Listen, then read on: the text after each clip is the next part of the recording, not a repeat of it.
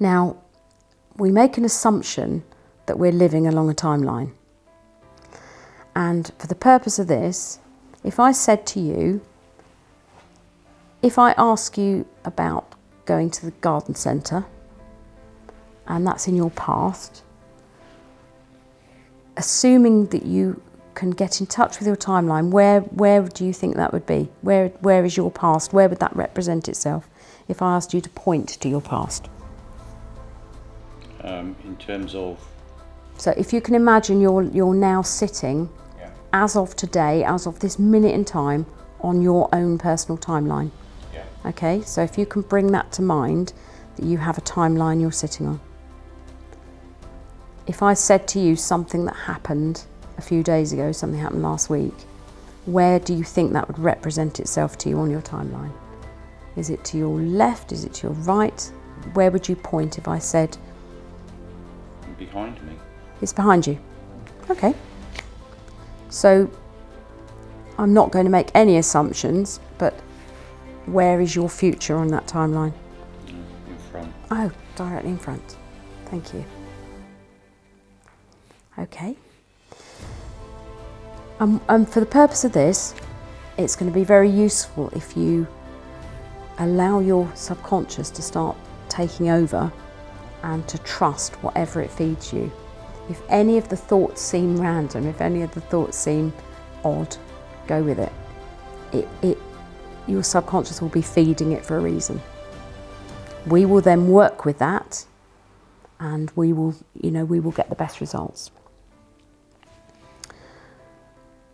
On that timeline, so your timeline behind you and your timeline that you haven't yet lived is in front of you. If you think about your timeline behind you, we assume it's like a string of beads. So all of the events on your timeline, if you can imagine, they're represented as pockets of beads. Yeah.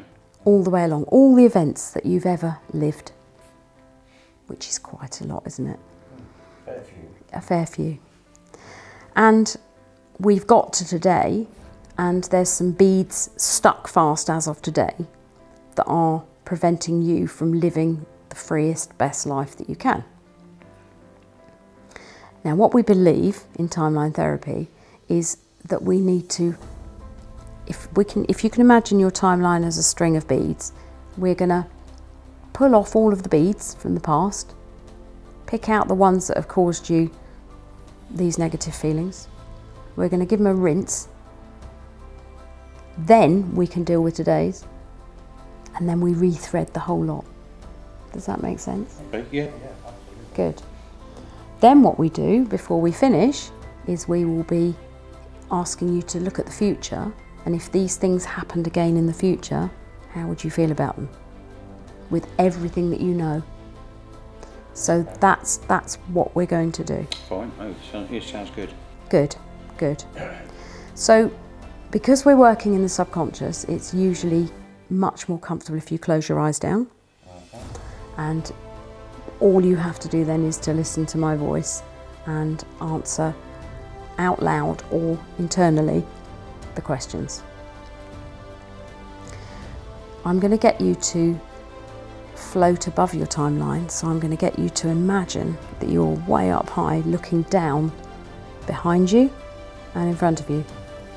And I'm going to get you to keep practicing going forwards and backwards, backwards and forwards until you're utterly comfortable with looking at your timeline.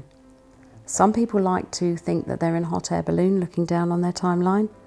Other people think that they're sitting on a cloud, a crane, looking out of a plane. Some people just like to float as if they're floating in the water, looking down on their timeline. Whichever one is comfortable for you, I'm going to ask you to do. Okay? So could you close your eyes down for me, please? And I'd like you to get really comfortable and just relax and just do some nice intakes of breath. And I'm going to ask you to take a nice deep breath in, blow out, and breathe in again. Nice deep breath. And as you blow out, you're blowing away all the anxiety and perhaps all the thoughts that you've brought down with you today. And just let your mind start to relax and wander where it's going to wander. And everything's okay and you're safe. And what will be will be. And now I'd like you to just get as high as you can now and look at that timeline. Look behind you, look ahead of you, and see how it represents itself to you. Trust what you can see and keep nice and high.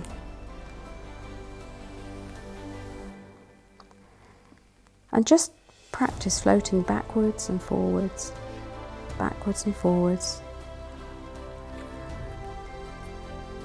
Looking at yourself in the picture, just look at that timeline.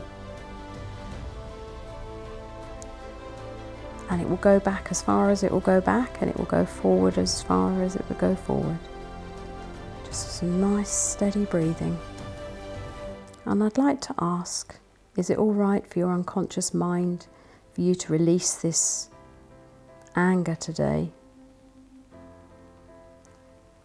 And for you to be aware of it consciously. What is the root cause of this problem, the first event which when disconnected will cause the problem to disappear? If you were to know, was it before, during or after your birth? The first time you felt really angry, was it before, during or after your birth?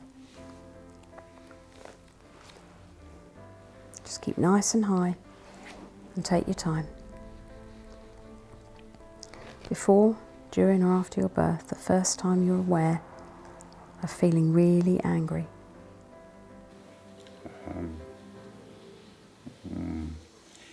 Probably when I was about 3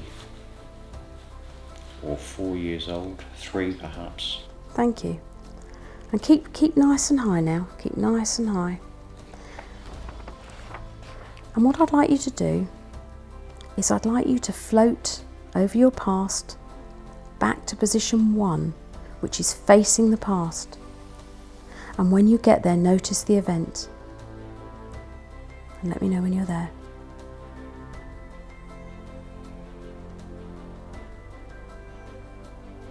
Floating over the past, keep nice and high. And when you notice the event, let me know when you're there.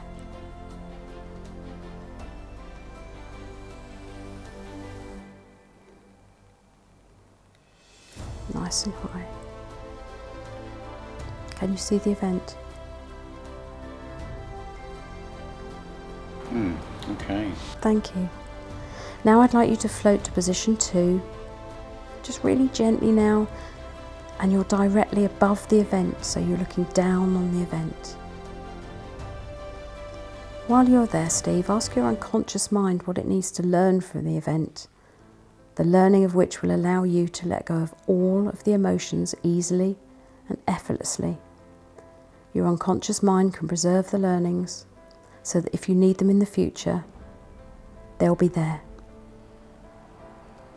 When you have the learnings, tell me what they are that's personal and positive and about your future.